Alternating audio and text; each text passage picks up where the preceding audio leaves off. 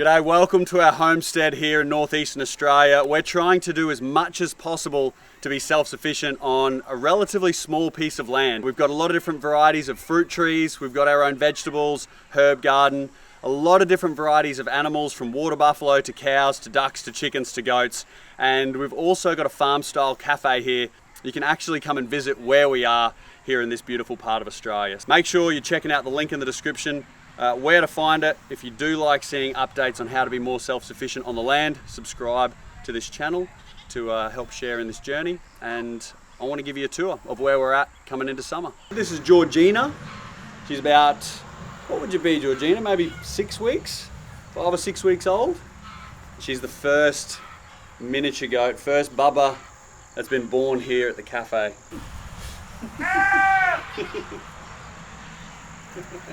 This time of the year we've got a lot of hens that are laying eggs, and a few have eventuated into little chickens. Come and check this out. We've got about 8 gold laced Wyandottes that have been born. Mum's pretty protective, but you'll see them just under here in the goat pen. There's about 8 chicks that have been born.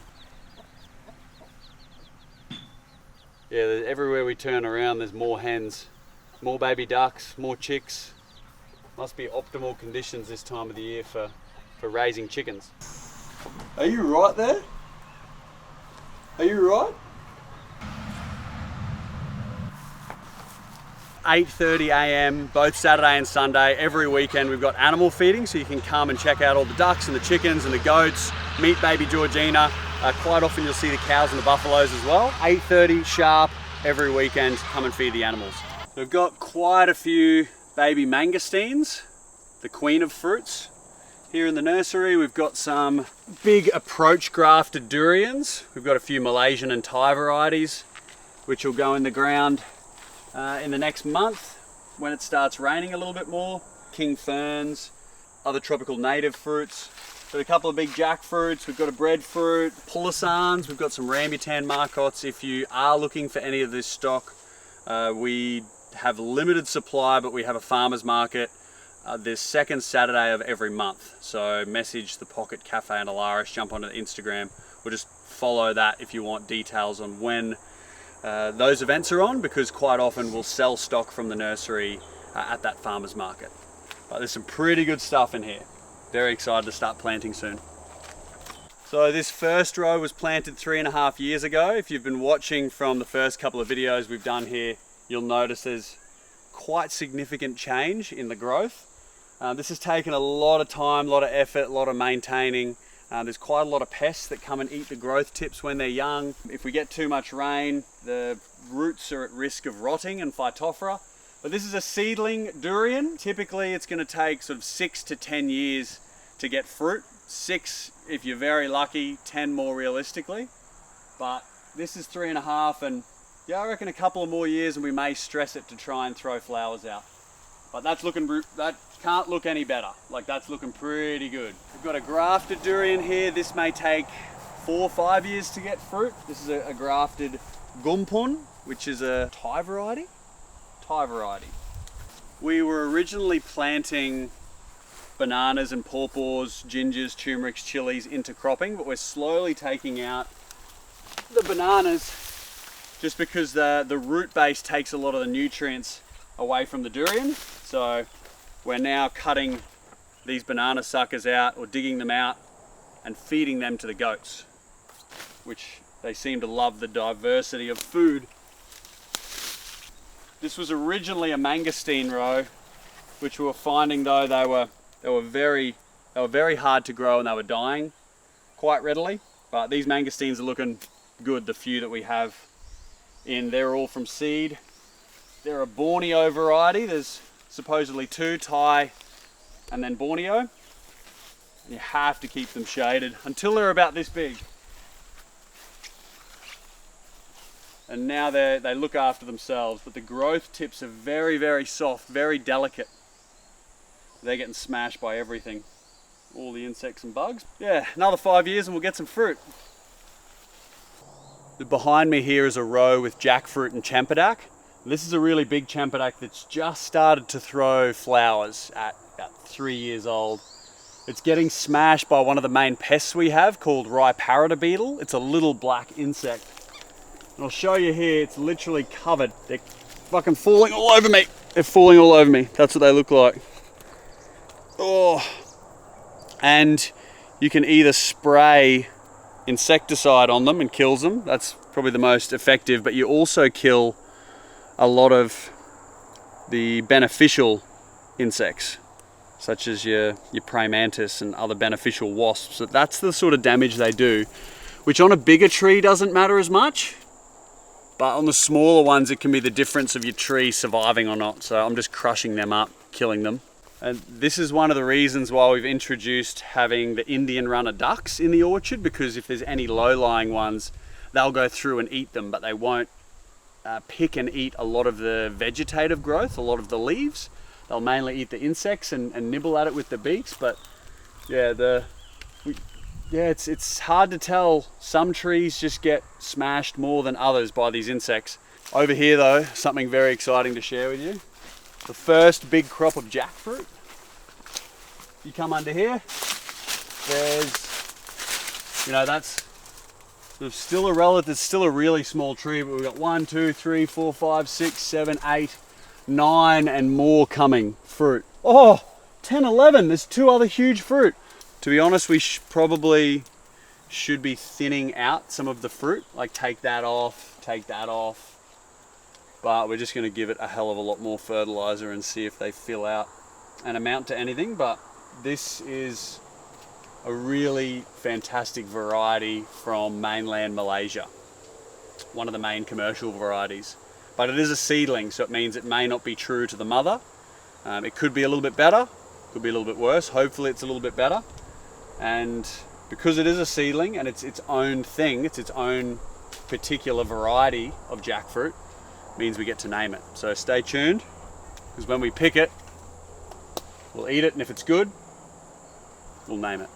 And if it's not good, we'll chop it out and top graft it with something that is better. But I've got a feeling it's going to be amazing. So this is the first fruiting on a Cempedak seedling. I'm pretty sure that it's a twisted or a leopard skin. I can't remember, but it's a beautiful variety of Cempedak. This here is a female flower. The male flowers here end up molding and falling off. They generally come out of the tips. That there will be a male flower. Still smell quite nice. Very floral, very fragrant. And out of the branches, you'll get the fruit. We've got 1, 2, 3, 4 female flowers, which will end up being hopefully some pretty nice fruit. I feel really lucky, very fortunate that we've got some fruit setting on here, because a lot of people wait 7, 8, 9, 10 years to not get fruit on their Cempedak, so we're doing something right. Woos. So this jackfruit behind me here is a cutting, so you can propagate them from seedling, graft, marcot, or a cutting. This one here was from cutting, and it doesn't have a taproot, which some would argue there's positives and negatives for, but one of the main negatives we're finding is that it's just not as healthy of a tree. Like, it looks a bit more scraggly, it's a bit lighter in color, there's a bit more like molds and funguses on the trunk, but that's not what I want to tell you. A point of interest with this one is that this fruit that is set here has been stung at a very young age, and it's made the fruit disformed. So sort of tossing up whether we cut this fruit off and hope that they throw out more flowers and set more fruit elsewhere, or whether we just leave it and hope it amounts to something. But like that there, it getting stung when it's young will mean that, we don't get a fruit that's probably worth $50 to $80 or potentially more. So yeah, we needed to just be a bit more onto when to either spray it or come and bag it when it's young to protect it. But yeah, if anyone's got any tips, we are still working it out. All right, if there's any jackfruit farmers out there, jackfruit enthusiasts, we're still learning. So any input you got as you go through any of these videos, yeah, please let us know. This is a small marcotted orange crunchy jackfruit, gifted to us from Daniel Gunsberg. Thank you when you see this, brother. It was one of his favorite fruit that he ever had, and it was a mixture between two different commercial varieties of jackfruit, an orange and a yellow crunchy and sweet jackfruit. This one's probably quadrupled in size in the last 2 months. The durians are looking absolutely fantastic. This whole row is grafted durians. Some are doing significantly better than others. It may be to do with the rootstock. It could just be a better rootstock, but they've all been treated pretty much the same.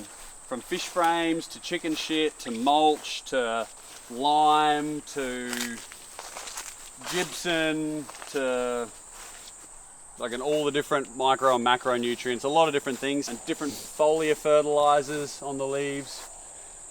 But yeah, some are just doing a lot better than others. This may be some of the most exciting news we've had since owning the property. This 3.5-year-old grafted durian, we think might be flowering. It could be pushing little buds that turn into leaves, but it could be throwing buds that turn into flowers. If it does, it's super rare, super lucky, very much an outlier, leader of the pack. Time will tell. It's very difficult to tell. If you get a closer look here, you'll see all of these little buds pushing out of the branches, some of the lower branches. And if they do end up throwing flowers, it'll be some of the biggest, best news we've ever encountered. First durian flowers.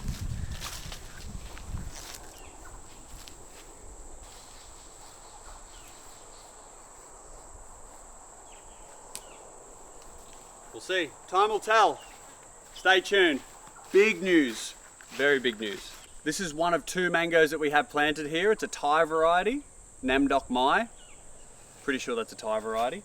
It's a grafted one. It was covered in flowers. Not one fruit ended up setting because rain and wind knocked them off. Very disappointed. Does anyone have any ways outside of just hoping for the best with the weather to combat that?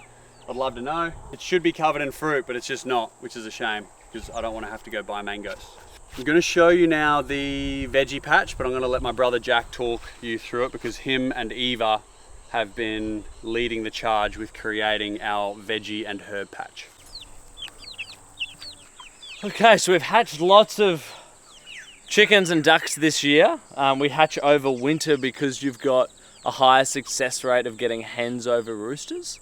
And while they're young, since we're incubating them, we keep them in a pen, otherwise snakes and everything are just going to try and eat them.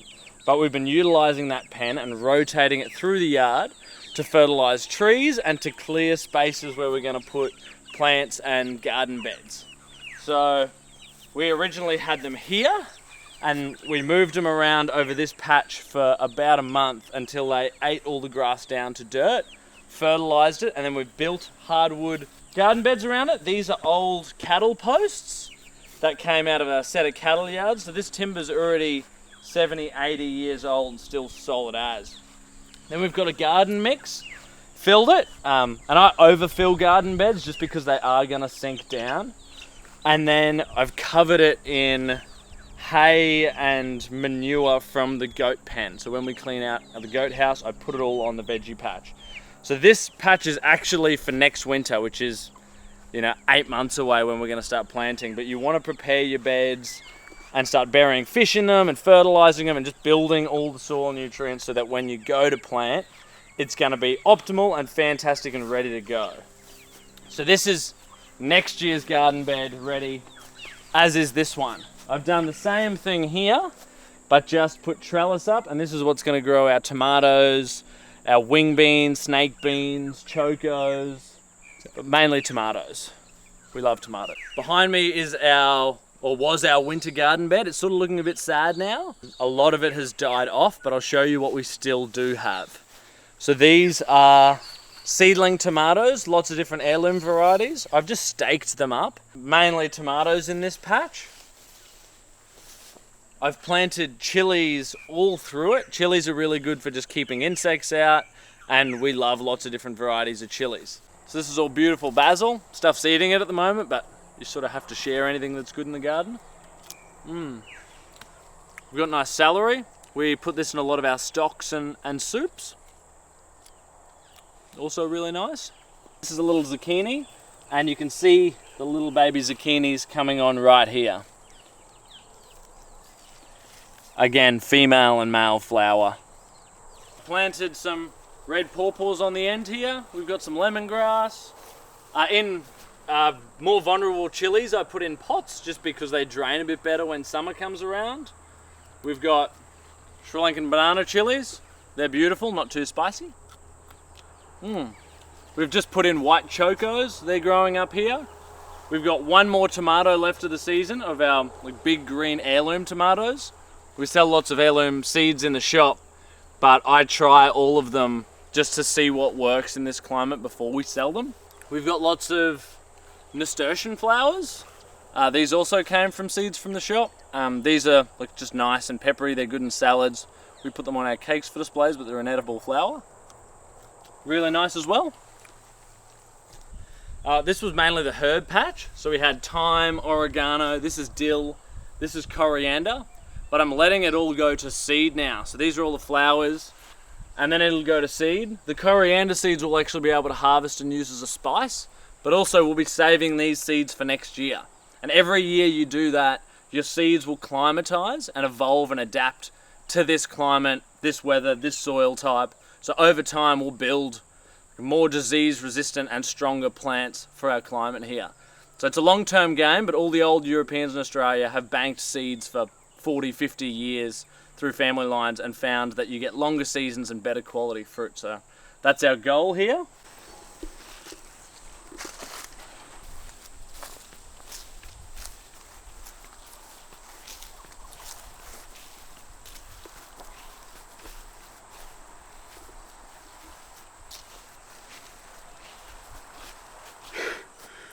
We're just in the veggie patch. We heard these footsteps through the orchard, and Charlie's here with his chicks. One of the rarest birds in the world. They're only found in a certain little patch of northern Australia, a couple of little spots in Indonesia, and the low-lying parts of Papua New Guinea. But yeah, this is Charlie. He's a male. They raise the chicks. It's incredibly special to have in your backyard. The downside is they do eat all your fruit, and anyone who thinks that they only eat fruit is wrong. We've seen them eating roadkill on the road. They come in and they try to eat the baby ducks and chickens, and they also eat the whole Indian runner eggs. They're eating whole duck eggs. Let's go see if we can get a closer look. Charlie? Hey, Charlie. You're right, Charlie. Charlie and his chicks are actually one of the best plant distributors. They keep the rainforest going. That there is Cassowary shit. Couple of days old, but all of those seeds there will propagate and strike into what makes the rainforest here in this part of Australia. But all this is our fruit. But that's all right. It's a fair tax to pay to have one of the most special birds in the world in your front yard. Just bagging up a couple of soursops, or guanabana. They're from South America. And we've got some baby ones here. It's finally started to fruit heavily, and instead of spraying it with pesticides, we're throwing these little bags on so they don't get stung. They'll end up being a beautiful sized fruit, up to a couple of kilos, this particular variety. You can also make a tea out of the leaves. Yeah, we find putting this mesh on enables it to breathe and protects the fruit. Go, you good thing. This tree here is an alama tree, which are not very commonly found here in Australia. It's not the perfect climate to grow it, but they are cousins of, say, the custard apple or the soursop. They're still in the Annona family. And that there is one of the flowers. One of the first flowers it's actually got. There's a couple of small ones here. And I really would love them to set fruit. Please let me know in the comments if anyone knows how to pollinate these or how to have the best success at getting fruit to set. They taste like vanilla and raspberry. I've only tried one once, they're exceptional. Really hoping we get fruit off them. Got a few different varieties of pawpaws. This is a yellow. You pick them when you start seeing a little bit of yellow coloration come through the bottom of the nipple there. We're eating these for breakfast most mornings. And if you watch this, Garrick and family from Valley View Pawpaws, thank you for the seeds. If you have any varieties of pawpaw that you're like, oh, you need to get your hands on them, or you have, I'd love to do a trade or buy off you. This here's a pulasan, which is a small black fruit with white flesh on the inside. It is one in a row that we need to plant a couple more. They're absolutely fantastic. Native to Borneo, that part of the world. But this whole row here is rambutan, which are a red furry fruit. And I think this year is the year that we'll get a really good crop of them. Hopefully the bats and cockatoos don't give us too much of a hiding, but yeah, I'm really looking forward to having a big feed of rambutan. We've got a mangosteen row that's young and upcoming. We've got a durian row. We've got a sapodilla and fruit salad row. We've got around 8 different varieties of bananas in our mixed banana row. This is a Goldfinger, a type of Cavendish. Probably a, I don't know, like 10 kilo, 8 kilo bunch. We've got some blue Javas, red Daccas, there's bells getting thrown out. It's starting to look pretty good. We need to keep a lot of water, a lot of fertilizer on them because they grow so quick, especially coming into summer. And how do you go about cutting it? This is a dwarf banana, the first bunch we've had on it. I don't really know how we go about cutting this bunch off, but I'd say it's ready.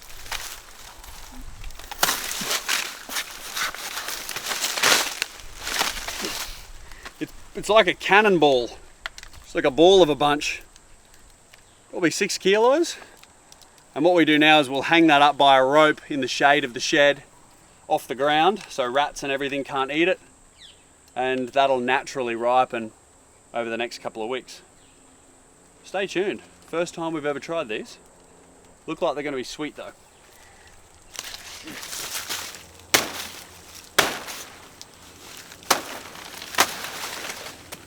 So this is a red or a purple stemmed pawpaw, which I believe the seedling stock came from New Guinea. Mike T, when you do see this, thank you brother. They're supposedly a bit firm of flesh, still really sweet, and a red variety. Very long, very big. You can get a closer look here. Carved in fruit, probably only a couple of feet off the ground. That's shaping up nicely. Beautiful flowers, clean fruit. They seem very pest and disease resistant, which is what we need around here. We're getting to the stage where we're probably 80 to 90% self-sufficient from the animals that we're growing here, what we're foraging, catching, hunting out at the reef or in the rainforest, and what we're growing here at the homestead. So it's a hell of a lot of work behind the scenes, as you can imagine, but it's definitely worth it. Highly recommend getting some stuff in the ground. They say that the best time to plant a tree was 10 years ago. The second best time is today. Please let me know in the comments if you've got any questions. I'll do a Q&A video in the next couple of weeks. And if you are passing through the area, please stop in and say g'day to the family and the team here at the Pocket Cafe. Till next time, keep growing shit.